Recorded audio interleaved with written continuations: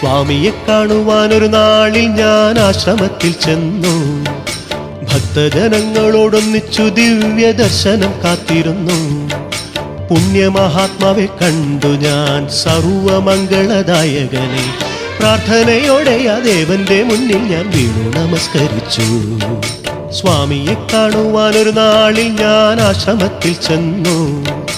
ഭക്തജനങ്ങളോടൊന്നിച്ചു ദിവ്യ ദർശനം കാത്തിരുന്നു. പുണ്യമഹാത്മാവെ കണ്ടു ഞാൻ സർവമംഗളദായകനെ. പ്രാർത്ഥനയോടെ ആ ദേവന്റെ മുന്നിൽ ഞാൻ വീണു നമസ്കരിച്ചു.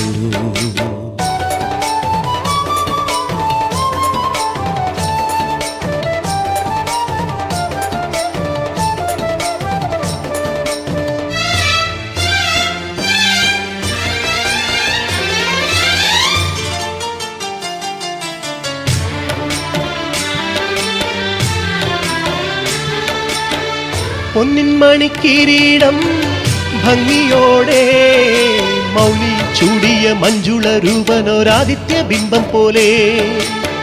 പൊന്നിൻ മണിക്കിരീടം ഭംഗിയോടെ മൗലി ചൂടിയ മഞ്ജുള രൂപനൊരാദിത്യ ബിംബം പോലെ. കൃഷ്ണൻ കുട്ടി ഗുപ്തനന്ദനൻ പാദത്തിൽ പുഷ്പങ്ങൾ അർപ്പിച്ചു വന്ദനം ചെയ്തു ജപം തുടങ്ങി.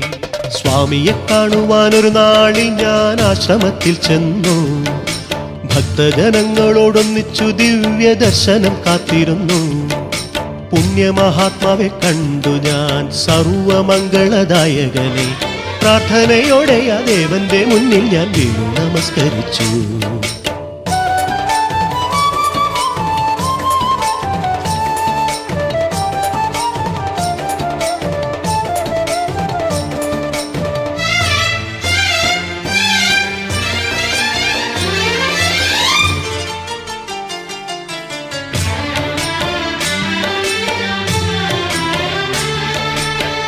മഞ്ഞൾ പ്രസാദം നൽകി സ്വാമി മൂർധാവിൽ കൈവച്ചു പുഞ്ചിരി തൂകിക്കൊണ്ടെൻ ചെവിയിൽ പറഞ്ഞു.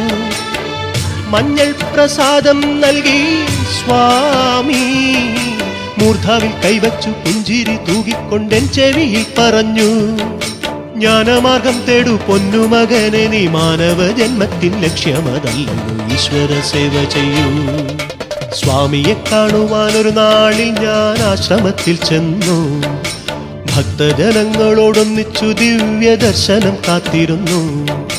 പുണ്യമഹാത്മാവെ കണ്ടു ഞാൻ സർവമംഗളദായകനെ. പ്രാർത്ഥനയോടെ ആ ദേവന്റെ മുന്നിൽ ഞാൻ വീണു നമസ്കരിച്ചു.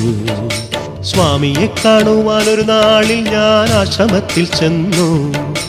ഭക്തജനങ്ങളോടൊന്നിച്ചു ദിവ്യ ദർശനം കാത്തിരുന്നു. പുണ്യമഹാത്മാവെ കണ്ടു ഞാൻ സർവമംഗളദായകനെ. പ്രാർത്ഥനയോടെ ആ ദേവന്റെ മുന്നിൽ ഞാൻ വീണു നമസ്കരിച്ചു.